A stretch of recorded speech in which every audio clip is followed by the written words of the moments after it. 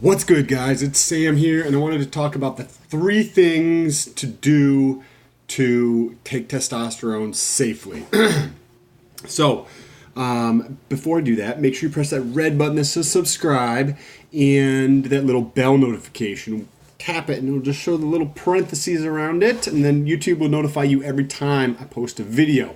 Now, with that being said, to take there's three things, in my opinion, that you need to do to take testosterone safely, meaning with the reduction of risk involved.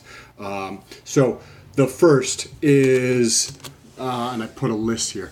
Okay, you want to take something. So testosterone will convert through the aromatase enzyme to estrogen. So not everybody has an issue with that, but the estrogen receptors in the breast, like the breast tissue or like the chest, that can cause the development of breast tissue in men. So, what's the name of that?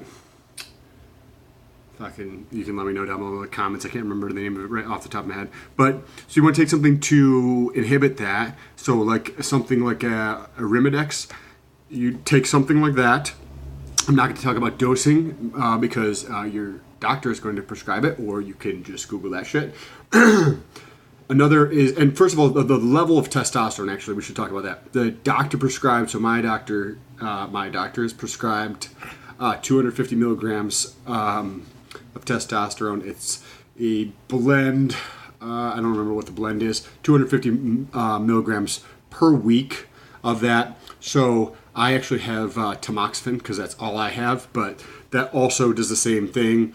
Similar, I would in the future use Arimidex versus tamoxifen for other issues that we can get into a different video. Another thing, number two, which you would want to do if you care about this, is take HCG, which is, and I can never get the name right when I try to say it. So, human chromatic gonadotropin, which just so it tells your body to produce more LH. LH is luteinizing hormone, and that tells your balls to stay full. So it's actually approved by the FDA to treat hypergonadism, I believe it is, or something like that. So you take that to keep your balls full, keep your testosterone and your sperm count high, to help with fertility if that was something that was a concern for you. And number three, and so the levels are going to vary in terms of what you'd want to do in dosage wise, and what your doctor recommends. But if you did want to try something like that, you can go get your blood levels tested at your doctor's office, or have him recommend somebody for you. That way you can go to a doctor and get your blood levels tested, and then have them prescribe these to you. Obviously, there's other ways to do this, but this is what you would need to do from your doctor standpoint. Get your blood levels tested, and then have him use that as justification so he doesn't get sued or anything like that to be able to prescribe it to you. And then, so you've got your Arimidex and you've got your HCG. The third thing you want to do is continue to get your blood work done consistently, because it does seem to affect your hematocrit levels, which is just kind of like the viscosity level of your blood. And if you've got very thick blood, that increases the risk of like stroke and that kind of thing, and blood clotting in your heart, versus like, say, really, really low levels would be like a heart attack or something like that, just because your blood's too thin. So there's like a healthy range to be in.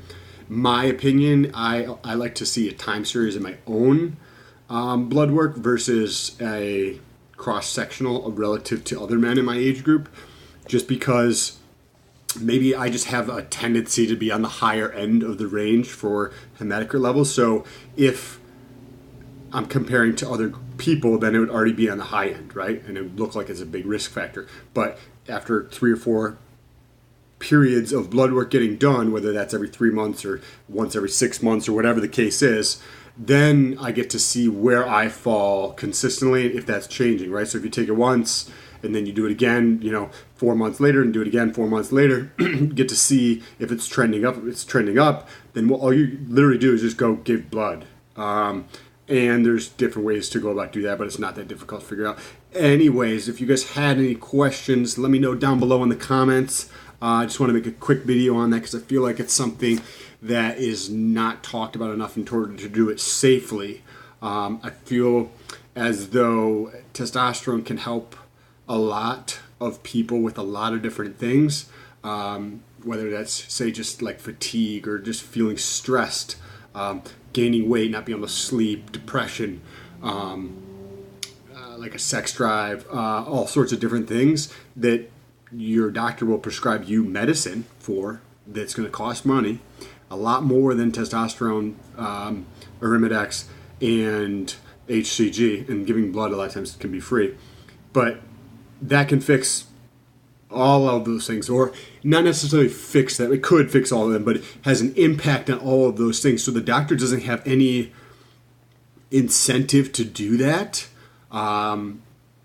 for the simple reason that it's in their best interest from an economic standpoint to prescribe you all these fucking medicines.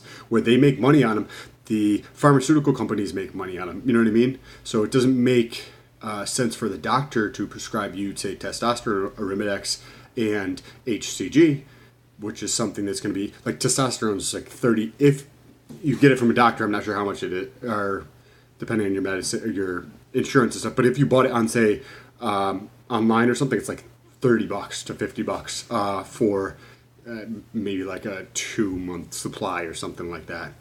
So that's nothing. That's extremely cheap, and you can get the other stuff. You know what I mean? Like for maybe $150 total, you could have everything covered, and then every, say, 3 months, another $150 to get your blood work done.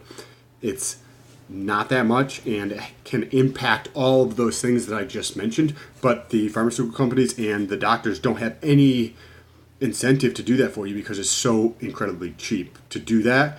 And they could prescribe you, say, something for your stress, something for your sleep, something for depression, something for ED, like your sex drive, all these different things, and they are all expensive because they're brand names versus all this other stuff, excuse me, you can get extremely cheap. Anyways, if you guys like this video, if you found it helpful, make sure you smash that like button. Thank you so much for watching. I'll talk to you soon. Peace.